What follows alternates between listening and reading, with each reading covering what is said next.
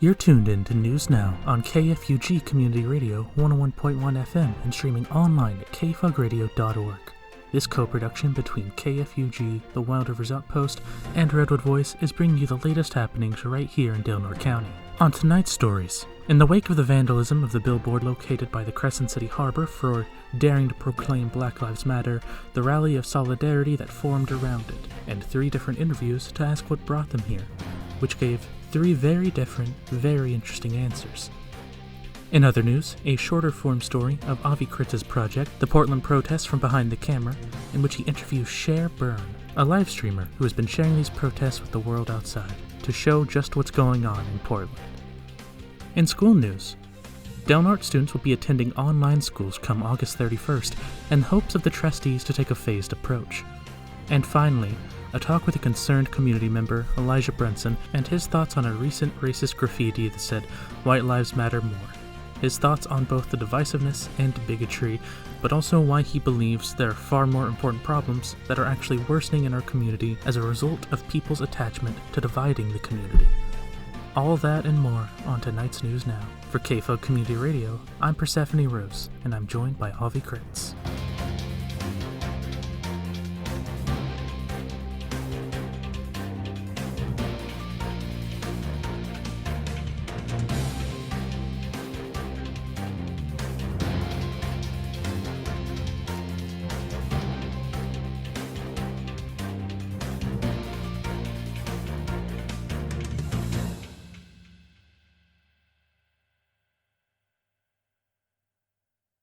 First things first, the COVID-19 update. News on the COVID situation as it stands right now, like you've come to expect. This information was written and valid as of August 12th, so be aware of any changes that may have come since then. Upon writing this, there have been a total of 104 confirmed cases in Del Norte County. That is up 26 since our last report on News Now, when it was at 88. There are currently 13 active cases. 6,263 tests have been administered. There is currently 1 hospitalization, which brings us to a total of having had 3 hospitalizations throughout this entire time. All this is according to the Information Hub on the Del Norte County Public Health's website. If you would like to further track this information, you can find it at covid19.dnco.org. According to the California Department of Public Health, a county that has a case rate of less than 100 or less than 25 and a test positive rate of 8%, a 10% increase in hospitalizations, or less than 20% of intensive care units available or 25% of ventilators available could be placed on the state's monitoring list. According to the Public Health Branch, returning test results from inmates tested at Pelican Bay State Prison account for the increase in numbers. At Pelican Bay State Prison, 18 of the 26 staff members who tested positive for COVID-19 last month have returned to work, according to the California Department of Corrections and Rehabilitation's employee status page. The Rivers Outpost wrote up a story regarding the union that is representing 400 staff members filing a grievance protesting the lack of COVID-19 safeguards in the California prisons. The following is information taken from that article. Thanks, Jessica. Members of the union representing medical and administrative employees at Pelican Bay State Prison are delivering a poster to the warden Thursday, reminding him that they and corrections officers are essential workers. SEIU Local 1000 members felt the poster, signed by prison staff, be a good way to build camaraderie in a challenging time and an environment that's already difficult, said Laura Slavic, a registered dental assistant and a district bargaining representative for the union. Slavic told the Outpost, quote, "A lot of the medical side of the house doesn't qualify for some of the aid that were put in place by the governor. Because we're essential, we don't fall under those parameters. We're dealing with inmate-patient care. During this time, it's just been extremely stressful." End quote. SEIU Local 1000 is California's largest public sector union, representing staff at the California Highway Patrol, the Department of Motor Vehicles, Caltrans, and other state agencies. The union represents about 400 Pelican Bay employees, including the prison's nurses, x-ray and laboratory technicians, dental employees, as well as its office and administrative staff. According to Slavic, SEIU Local 1000 filed a statewide grievance due to the lack of safeguards at California Department of Corrections and Rehabilitation facilities in response to COVID-19. One outcome union representatives are arguing for is faster turnaround time for COVID-19 test results, she said. This health and safety grievance was filed July 28th on behalf of CDCR and California Correctional Healthcare Services staff, according to SEIU Local 1000's website. The union states, quote, CDCR and CCHCS violated our contract by requiring employees to work where an immediate and recognizable threat exists to their health and safety. The department also continues to expose our members to an unsafe work environment, resulting in COVID-19 outbreaks by continuing to allow inmate movement and not fully enforcing all health and safety guidelines. End quote. The grievance is in response to COVID-19 outbreaks at 4 CDCR facilities, including San Quentin State Prison, Slavic said. On Monday, the San Francisco Chronicle reported that nearly 2,200 inmates at San Quentin contracted the novel coronavirus beginning in early June. The outbreak began with a May inmate transfer from the California institution from Mendocino, which had hundreds of infected inmates, the Chronicle reported. There are currently 173 active COVID-19 cases among San Quentin inmates, according to CDCR's patient tracker tool. There are a total of 1,327 active in-custody cases and 51 deaths system-wide. Slavic said, pointing out there are still 0 COVID-19 cases among Pelican Bay inmates. Quote, "For our little town, it'd be devastating if we were to get hit with a number like that because of our small hospital. We don't have resources like in bigger cities. It's very crucial that we safeguard as much as possible. But the reality of it is we're the ones that are going to most likely bring it to an inmate." End quote. Early in the pandemic, medical staff had been providing normal inmate-patient care, Slavic said. Pelican Bay suspended routine dental care. Slavic, who has been a registered dental assistant at the prison for 8 years and a district bargaining representative for 6, said she only sees urgent and emergency cases. Medical staff only deal with urgent and emergency inmate cases currently. When they arrive at work, staff have their temperature taken and are asked if they have symptoms consistent with COVID-19. But though they wear masks, social distancing isn't always possible, she said. Slavic said the people she knows of who have tested positive for the novel coronavirus have been asymptomatic. And then there's testing. Slavic said she received a COVID-19 test on July 27th and has yet to find out what her results are. This slow turnaround time is another reason for SEIU Local 1000's grievance, she said. System-wide, there are 1,033 active cases at the time of this report. Emergency Services Manager Kimmy Scott and Public Information Officer for the Del Norte Office of Emergency Services Bill Stevens spoke on KCRE 94.3 FM and KPOD 97.9 FM at 8 a.m. on last Tuesday, August 11th. Scott said, quote, "Reminding people to take care of themselves in other ways is going to be my focus, the long-term mental health impacts this is creating." End quote. Del Norte Public Health Officer Dr. Warren Rewalt gave a COVID-19 update to the County Board of Supervisors at about 10:30 a.m. Tuesday, which you can find online at the County of Del Norte YouTube channel, archived for your enjoyment. Thus ends this week's COVID-19 update. Crescent City will partner with Del Norte County to pursue special community development block grant dollars set aside to address the COVID-19 pandemic. Both entities were allocated a total of around $190,000, which includes $31,600 in city administrative costs, and plan to award it to the Family Resource Center of the Redwoods and the Community Food Council for a mobile market. 4 Crescent City councilors on Monday approved applying for the first round of 2020 CDBG Coronavirus Response Program dollars. City staff will bring a memorandum of understanding with the county before councilors by August 17th. Councilor Alex Fallman, who works at the Family Resource Center, recused himself. The mobile market concept, a mobile food pantry that showcases fruits and vegetables, is the product of the Del Norte Emergency Food Security Task Force, created in response to the COVID-19 pandemic, Amanda Hickson, the Community Food Council's programs director, told councilors.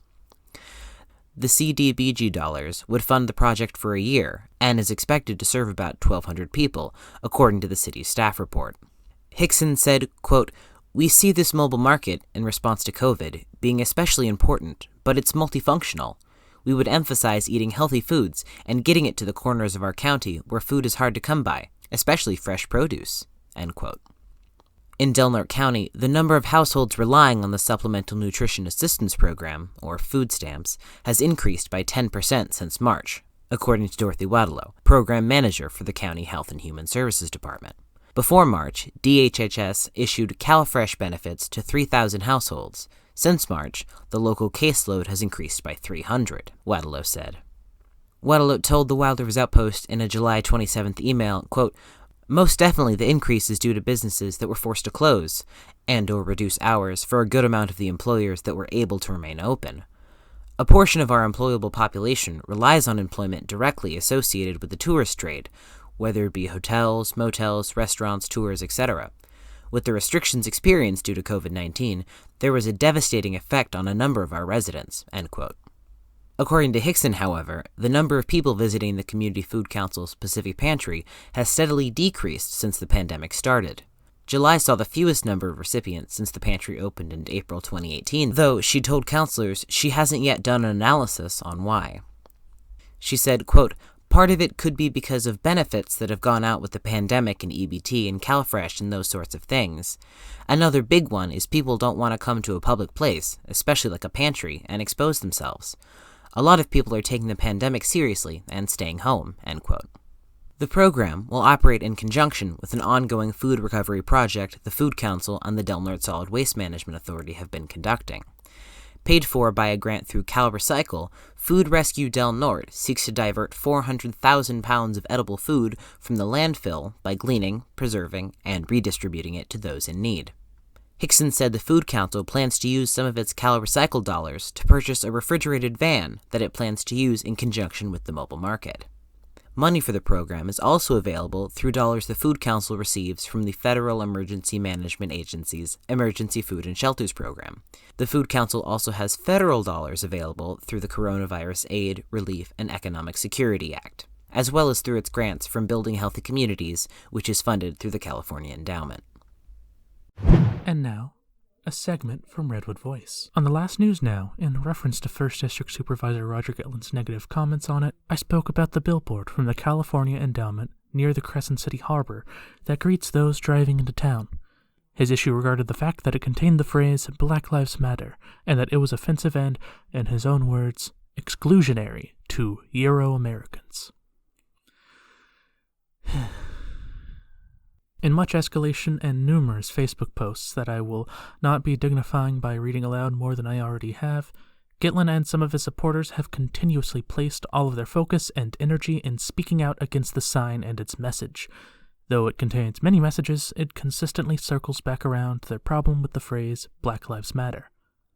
The hatred against this billboard grew to such an extent that sometime last week, someone vandalized it. In case you have not seen the billboard for yourself, though I'm sure if you're local you've already overheard plenty of the heated debate, it has the headshots of 7 people, each wearing masks. The text above them reads, "I wear my mask to protect my family, to support frontline workers, to build a new future." Each mask reads a statement, which are as follows: protect our elders, universal health care, Black Lives Matter, dreamers, paid leave, vote, and end racism. The mask depicting Black Lives Matter was spray painted over in black spray paint.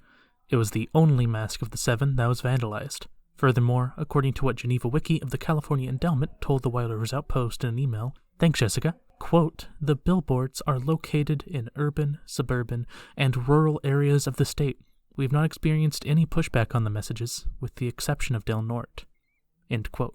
Furthermore described in Jessica Sainar's article, "To Set the Scene of Events," Denise Doyle-Schnecker said she found out that the California Endowment billboard was defaced on Friday afternoon.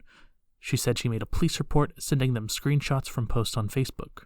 Doyle-Schnecker, who helped organize the July 28th rally in front of the Flynn Center, said she has been working with True North Organizing Network and a handful of youth to brainstorm action beyond demonstrating. The youth were inspired largely because of opposition to the billboard, Doyle-Schnecker said, end quote. The July 28th rally in front of the Flynn Center has not been the only one. Just last Sunday, August 9th at 1 p.m., another rally was formed in front of the billboard in question, organized by Mary Niskey. Mary Niskey has also been forming the weekly rallies that have been taking place in front of the Del Norte County Fairgrounds at the same time, to stand in solidarity with the Black Lives Matter movement. Dozens of people showed up to rally against the outright racism of vandalizing the sign. For Redwood Voice, I had the opportunity of photographing a good majority of these people with their colorful signs and posting them online, which has been gaining resounding support as we stand in unity against racism in our community. What I found most interesting about speaking to people at this rally is that though everyone was there for the same reason, obviously, hoping to rally in support of the billboard, everyone had different experiences when it came to why they were there truly. What promoted them to think the way they do, and why they agreed that, yes, Black Lives Matter. I held 3 interviews, and even though they were asked the same question, "Why are you out here today?" I got 3 different, interesting answers. First, Denise Doyle-Schnecker, who, as we mentioned earlier, organized the July 28th Flynn Center rally, read out a message from the California Endowment, and provided her own thoughts on the matter. Okay, so Denise Doyle-Schnacker, the California Endowment leadership sent just a cursory response when I sent them a copy of the picture of the vandalism that was done to the sign, and this is what they said. The destruction of the masked billboard is wrong. It is vandalism and a crime. Covering over Black Lives Matter represents an act of hate and racism that is intended to silence and marginalize oppressed people. It is an insult to the entire Del Norte community. It is unfortunate this hate talk has been promulgated by an elected official who should instead be fostering constructive dialogue during this time of national discourse on racism. Our leaders should listen to community voices and encourage conversation and understanding in a way that respects the dignity of all community members. We expect more from our elected leaders. And there's a little more, but that was the basis of what I thought was that nailed it for me, of why we're out here, that we need to be having conversations, not a meme war about us versus them, because we all live in this community. And honestly, if someone in my community doesn't feel safe seeing a sign that says Black Lives Matter, I want to know why. How can I make them feel safe? Because them not feeling safe then transfers on to me not feeling safe in my community, because I don't know what their reaction's going to be. And I assume they don't know what my reaction is. So my reaction is, I go high. From this point forward, it's positive, it's building relationships, it's loving my neighbors, period. And I expect the same from them. Secondly, Cheryl Steinruck. She had a sign that said, "Say their names," referencing the many people of color who have been murdered at the hands of law enforcement. There's one name she wanted to talk about in particular, Larry Lee Jones, whose story I had not heard about previously. Hi, I'm Cheryl Steinruck, and I'm here for the Black Lives Matter rally, and I have made a sign that says, "Say their names." One of the persons I want to include is Larry Lee Jones. He was murdered and killed by the Shasta County Police and the Redding City Police back in 1996. And so even though he is a native Yurok man right here from Del Norte County, and so I wanted to put him first because he's one of our local people who was actually killed by brutality. And initially when they took him into custody, they beat him up out on the highway north of Redding. And then when they took him into the emergency room, bleeding, they beat him again there, and then he died. And so when his brother went to pick him up, or actually identify his body, he had been crying so much that the blood on his face had tear smears where he had been crying from being beaten. And so I still carry that in my heart for him. It's Larry Lee Jones. And so the rest of the people too, I just wanted to put this on here as our local person here who has been the victim of police brutality in Shasta County. Thank you so much. And is there anything else you would just like to make sure gets said? I think that we need to be unracist. That when we look at each other, we see each other as a human being with a heart, and not be worried about our skin color and what other things we put on one another, because we're all basically human beings, and we need to treat each other with respect no matter who we are. And as an Indian person raised this way, I can't understand why we don't. I'm right here from Del Norte County, and when we have these rallies, I like to come out and welcome everyone to our country. This is Toloadani territory, and I welcome anyone who comes here. And we have earth renewal ceremonies every year that pray for the whole entire earth, every person in it. And so therefore, I would like to thank everyone for coming out and being a part of this wonderful activity on this bright, beautiful, sunny, windy day. Thank you. And finally, I interviewed Amy Campbell Blair. As someone who keeps up with and actively tries to live my life as an ally to the Black Lives Matter movement and being anti-racist, while simultaneously knowing there's always room for me to improve, her answer really spoke to me. I'm here because there was an act of vandalism on a local sign that is meant to help promote masks and taking care of your community. And one of the masks says Black Lives Matter, which is controversial for some reason. And I understand that it's a complex issue, but it's not complex whether or not we get to say that Black Lives Matter. Like, Black Lives Matter. And there's a context and a historical reason why people even feel like they need to say that. And that was the one mask that was targeted for the vandalism. So to me, that's a very targeted act. It's a racist act. It's not okay. And it's important for people to speak up and say that, and just be clear that, like, that's not okay. And we want things to be different. I think that these signs have produced an interesting and conversation over Facebook that isn't always productive. And I would like to see that conversation move off of Facebook and become more productive. Because I think there's a lot of reasons why people feel so strongly the way they do, whether it's people who I agree with or not. But we don't get to debate somebody's humanity, first of all.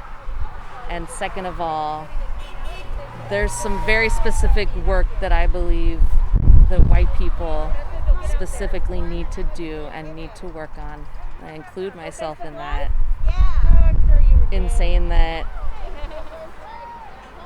it's my job as a white person to go talk to other white people and hold space for them through, legitimate confusion they might have, through legitimate things they're trying to work through. But I don't have to hold space for people who aren't interested in genuine conversation and who just want to be hateful, because that's not going to be productive. So there's so much I could say, but I just feel like it would be, it's very tempting to want to be like, well, this is very overwhelming and can we just like not talk about it or just like ignore it, but like we can't do that. We have to start talking about it. We have race issues in this community that we need to talk about, and it's going to be hard and it's going to be messy, and I think if we could just commit to seeing it through with each other, then we could get somewhere. I guess I would just say that for people who don't understand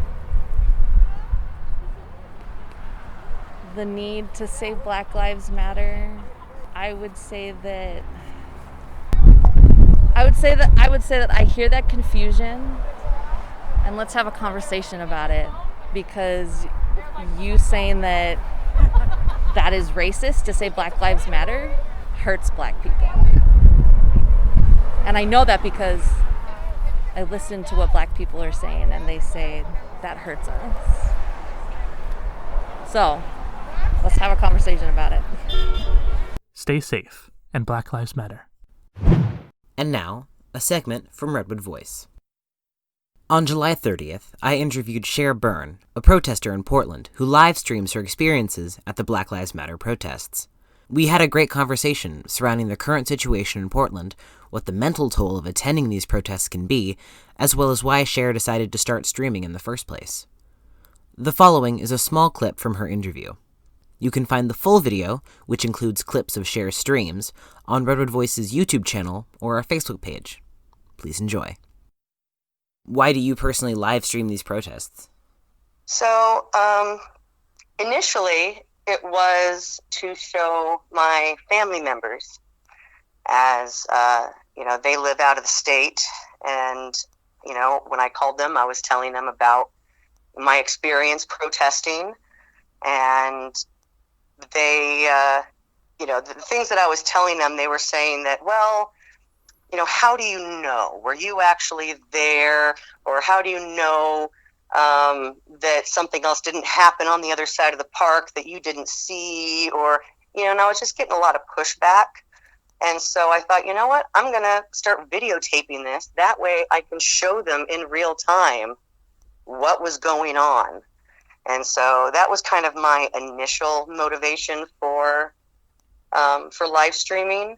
However, as the weeks went on and I started realizing that people outside of Portland aren't seeing what's really going on. They have to rely on the mainstream media, which, of course, only portrays events in a way that gets them viewers. So, of course, it's always going to be the more radicalized images coming from the protest.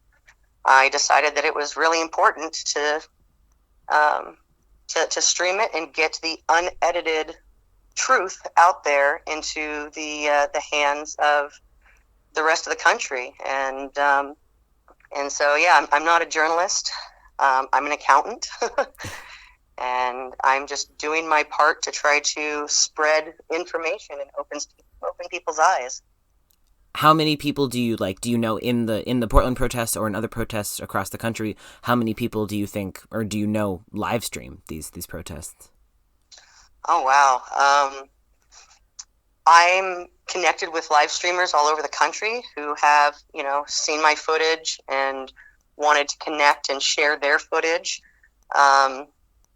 Here locally, I'd have to say, probably less than a quarter of the people out there have phones.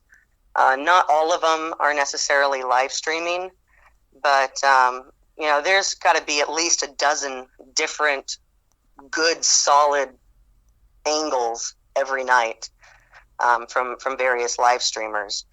I know that woke.net is a very popular website, and sometimes their entire feed, they have multiple feeds going at the same time, and they're all Portland coming from different vantage points.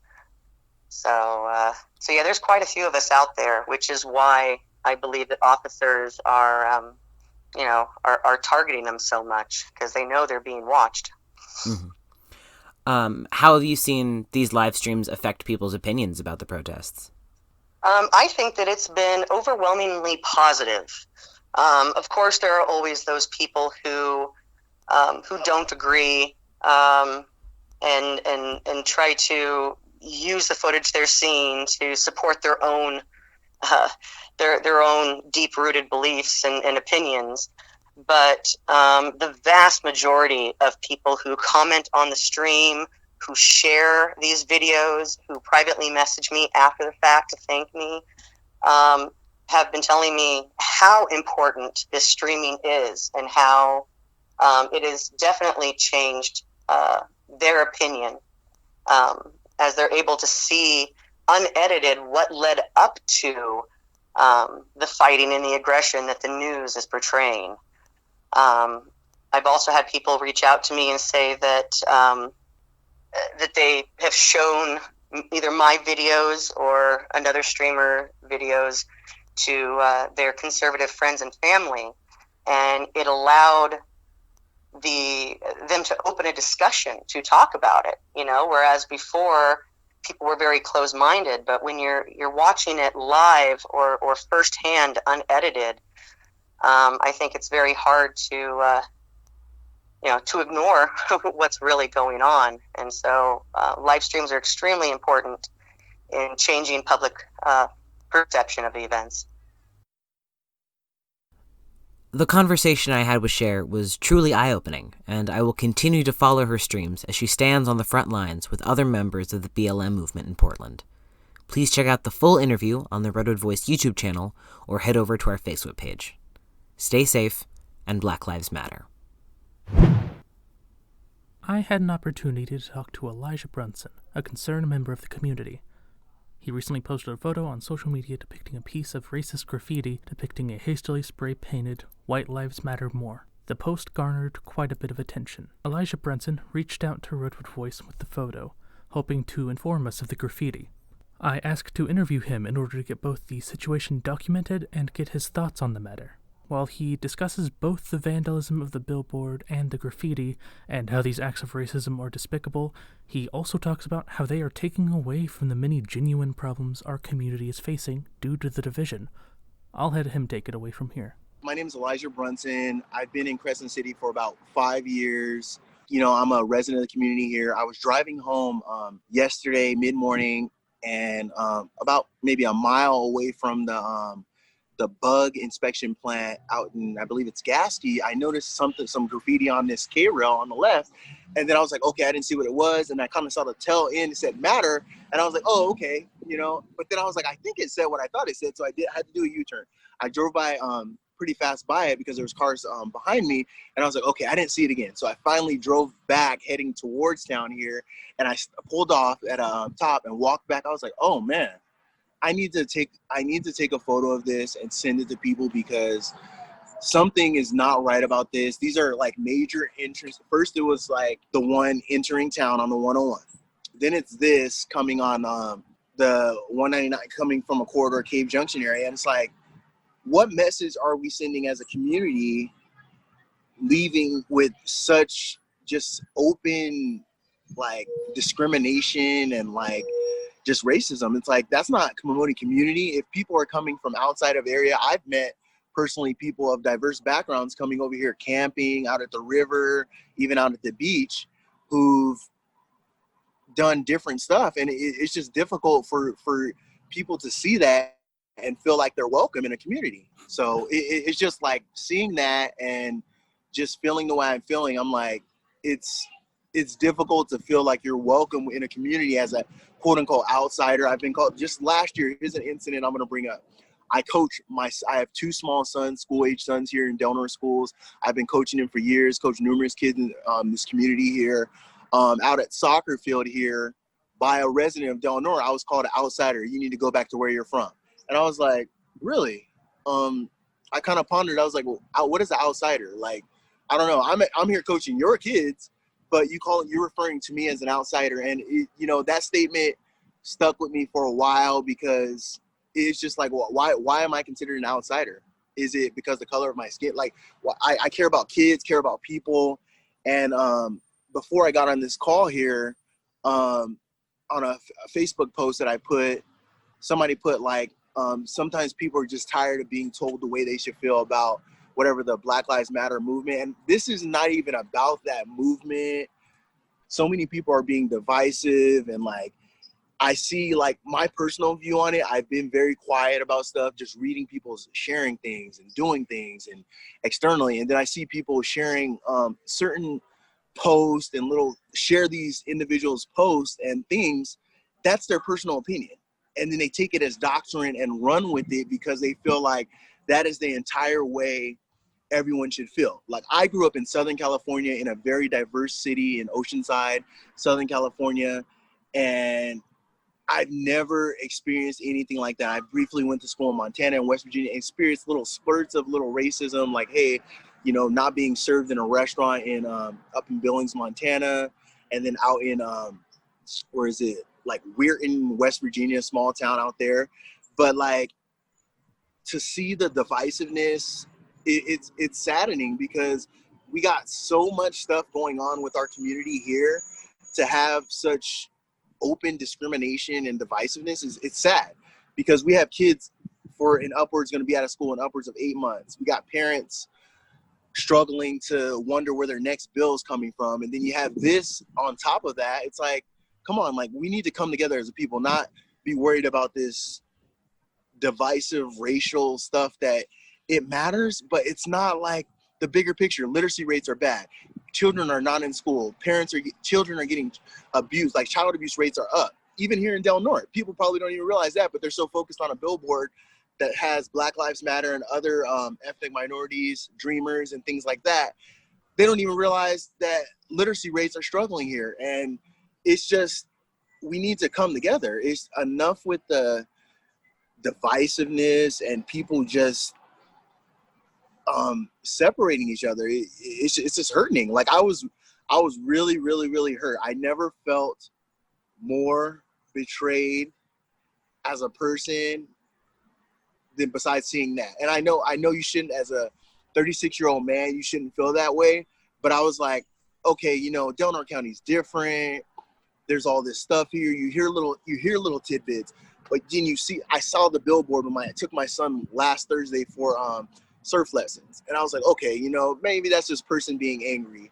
And then you see that white lives matter more. Why does it have to be that statement? Okay, you know, you're admitting Black Lives Matter. Okay. And then everyone comes with this all lives matters thing. I don't even want to get into that, because a lot of times people do that and then they throw the blue lives matter, throwing different colors in there. And it's just like, stop with the divisiveness. You know, I thought we were all from one race, the human race. People discriminating against people based on religion, sexuality, and all these other things. It's like, we need to come together. Like, our community here needs to come together. We have businesses struggling. Right now, one more major shutdown, our community is really, really going to hurt. Tourism's almost done I would say probably through Labor Day. And only so few businesses here can even survive doing the outdoor dining. It's just the divisiveness is bad. And I just hope people understand that, you know, things like that don't bring people together. And sometimes it takes an event like that to bring, you know, you're going to kind of awaken certain people who you don't want to awaken and open their eyes to things and have them be more appraised and more vigilant and more active with calling people out on discrimination and racism and bigotry. And I just think people need to be more vigilant on how they share posts on social media and do certain things, because it's more of like, you may not feel that way, but the statement I've heard from numerous people is like, oh, you're fine, you're okay. I didn't mean that. That's just towards different people. And it's like, how is it not when you're saying certain thing about a certain ethnic race of people, but it's not directed towards myself? I think the biggest takeaway I got from this, as, you know, a guy who goes to church, Christian, does whatever, like, I love everyone. It's about people as just people, not about a certain race, sexuality, things like that. Like, people really, really in these times need to come together. There's people who struggle, really, really struggle in this community. This interview was cut down for time, but you can find the full interview on the Redwood Voice YouTube channel. All links to Redwood Voice can be found at linktr.ee/Redwood Voice. Stay safe and Black Lives Matter. Del Norte education officials decided Thursday that students will begin the 2020 to 2021 school year online on August 31st, about a week later than the district's pre-COVID start date. Though the plan drew mixed reaction from parents and guardians, the Norte Unified School District Board of Trustees went along with the recommended phase-in approach to bringing kids back into the classroom. All students will learn online through September 11th, and then transition to Phase 2, which involves bringing small groups of special needs and at-risk kids on campus. The phased-in reopening plan calls for beginning Phase 3, or blended learning, on October 5th for K-8 students, though Del Norte High School will stay in Phase 2, according to Superintendent Jeff Harris's recommendation. Harris said, quote, "There's no way to look at every class that's enrolled by each student individually and say, if these kids come back to school, they will only have half classes. Del Norte High School will stay in Phase 2 even if the rest of the district goes to Phase 3, end quote. The district's Phase 3 blended learning model will have students in the classroom 2 full days a week and learning online the remaining 3 days of the week.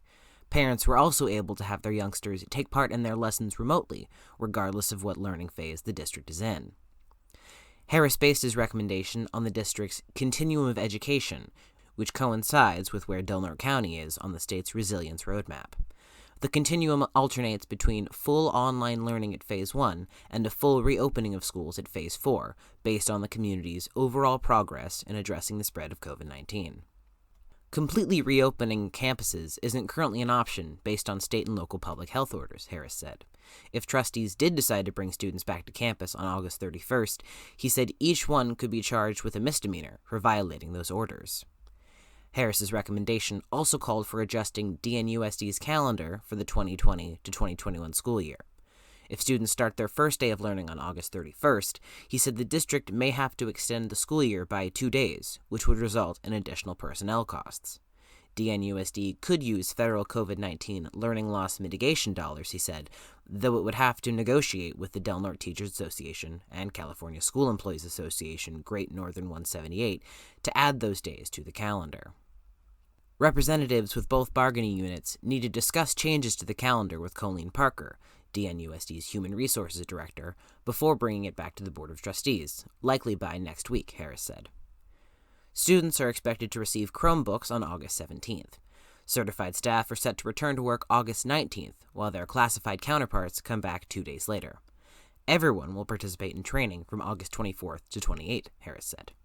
Harris said, quote, "Not only do staff have to be trained on the distance learning model as well as curriculum, families are also going to need to learn how to help their youngsters access these lessons online," end quote. Harris also said, quote, "I'd like to remind parents that education in the state of California is compulsory, whether we're looking at distance learning or blended learning. Our goal is to be supportive and identify and overcome barriers to participation," end quote. This support includes figuring out a way to get internet to the 700 or so students whose families don't have it. When schools closed in March, the district addressed this problem by setting up access points in its school parking lots and in other areas, Harris said. Staff are also working with community partners, especially in the outlying areas, if the district can install its internet at their facilities, he said. Feedback from parents, teachers, and staff on Thursday ranged from those who said students need to return to the classroom to others who didn't feel it would be safe. Derek Campbell, the district's director of transportation and a father of 5, argued that DNUSD's phased-in approach to the school year was overly cautious. Campbell cited a July 23rd statement from the U.S. Centers for Disease Control and Prevention, saying that 7% of school-aged children account for 7% of COVID-19 cases, and less than 0.1% die of the disease. Campbell said, quote, "We need to make our decisions based on facts and not be overly cautious. I know I have a student in high school that if he doesn't go back to high school, he is going to be declining. You can't compare online learning with in-person learning," end quote. Former Del Norte County Sheriff Dean Wilson, who has 3 high school students, also cited CDC statistics and called for a full reopening of schools. He said his family's experience with online learning between March and May was poor, and that if it continues, his family would pursue, quote, "more professional online education programs." 7th grade English teacher Patty Shelton said though she wants to be back in the classroom, members of her household are at risk for serious illness should she bring COVID-19 home from school. Shelton said she also is at risk. She said, quote, "I have type A blood. I'm more susceptible to negative reactions to COVID. Weight is an issue, age is an issue. Kids may not be high risk, but I am, and I can't teach from a pine box," end quote. Addressing an assertion from District 3 trustee Frank Margarino that teachers be required to conduct lessons from their classrooms even during the distance learning phase, Shelton said that location wasn't important. Shelton said, quote, "I want to do a distance learning model, and I can do a great job of it. And I did do a great job of it during crisis learning. My life is important. The background is not," end quote. Parent Sarah Barber also addressed the idea of requiring teachers to be in their classroom while conducting online classes. Saying she chose to have her children learn remotely for the year, she argued that teachers have their own families they need to take care of. Barber said, quote, "The entire country, the entire world is having to figure out new ways to adjust how our world is right now. To pigeonhole teachers and make them do certain things, I don't think it's fair. It's just not our kids they have to take care of. They have kids of their own," end quote. Jessica Curry said she was concerned about the percentage of kids, including her own, that struggle with online learning. She said, quote, "My sons didn't learn anything. They met 0 of their goals in their IEPs in the second half of the year. Where's that gap going to get filled in?" End quote. Parents also addressed the difference between student cohorts in the classroom and the proliferation of learning pods, family groups that are becoming popular in metropolitan areas as parents navigate online learning. Harris suggested that giving parents guidance on how a pod is structured may solve daycare challenges. Debbie Corning, who cares for 4 school-aged children and whose 8 grandchildren attend DNUSD schools, argued that kids need social interaction. She said she was concerned about the increase in mental health problems.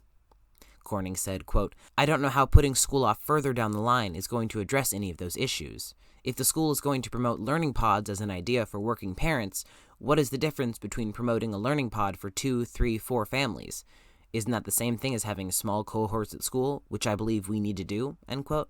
If the district is building a cohort of students, that cohort must be stable, which takes about 3 weeks to achieve, Harris said.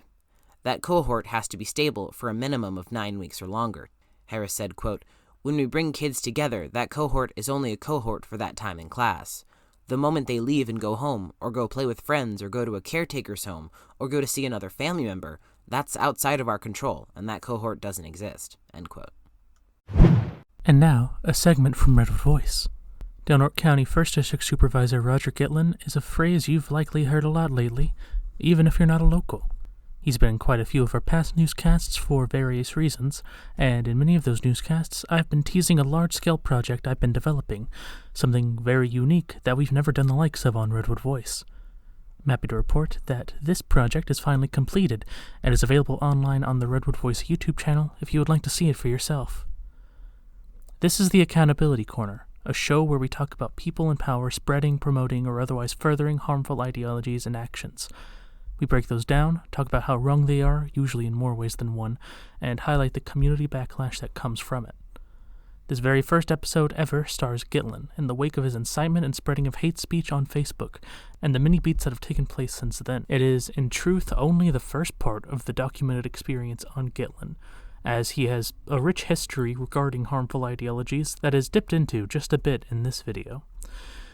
This episode, however, focuses on the recent events so that it could come out in a timely manner and document these recent ongoings, as well as why they are actions that must be condemned and why accountability must be taken for them. This episode leaps into the speech Roger Gitlin shared on his Facebook profile that he claimed speaks fully for him, hopes that his friends share along, and misattributed to evangelist Franklin Graham. In truth, the speech was created by an anonymous user a couple of years prior to the time frame it was claimed that the speech was given by Graham, and breaks down the many ways it is simply wrong, morally, factually, etc. It follows through each narrative being pushed in this awful speech, which I read in its entirety in the video. This builds up into the community backlash, which then rises into the Flynn Center rally, which we reported on in our last News Now newscast. I genuinely recommend watching this if you live in Del Norte County. It is important to understand the kind of person who claims to represent a part of our county and then promotes hateful ideologies. It is important to understand this and to be able to speak out against this, to hold those in charge accountable for their wrongdoings and remind them of who exactly they represent. You can find this project on Redwood Voice's YouTube channel. It's a long one, but I'm proud of it. I recommend getting some popcorn before you dive in. You can find all Redwood Voice links at linktr.ee/Redwood Voice. Stay safe, and Black Lives Matter. Redwood Voice is continuing to bring out its new Redwood Voicecast in order to keep connected with the community. This past week, the 4th ever Redwood Voicecast aired and has been posted to YouTube. In the latest Voicecast, we explore the following. Well, actually, we don't get the opportunity to explore all that much, because both Persephone and Avi find themselves incredibly busy with some new projects of immense importance, the two big projects you hear us talking about in this very newscast. So we talk a bit about our projects behind the scenes, some of the things we've learned, and all that good jazz because, yeah, what's that all about? Between the longer-form story of Avi's Portland protest video and the immense heft of Persephone's Accountability Corner project regarding 1st District Supervisor Roger Gitlin, it's quite a lot to unpack. Both of those long-form projects are out now and available on the Redwood Voice YouTube channel for your enjoyment. Join us. But of course, if you would like a more apt explanation and feel of the Voicecast, you can listen to it for yourself on the Redwood Voice YouTube channel. For more information on Redwood Voice, you can check out our website, redwoodvoice.org, or our Facebook page, facebook.com/redwoodvoice.dnatl. For all links on Redwood Voice for maximum navigation efficiency, you can find our link tree, linktr.ee/Redwood Voice.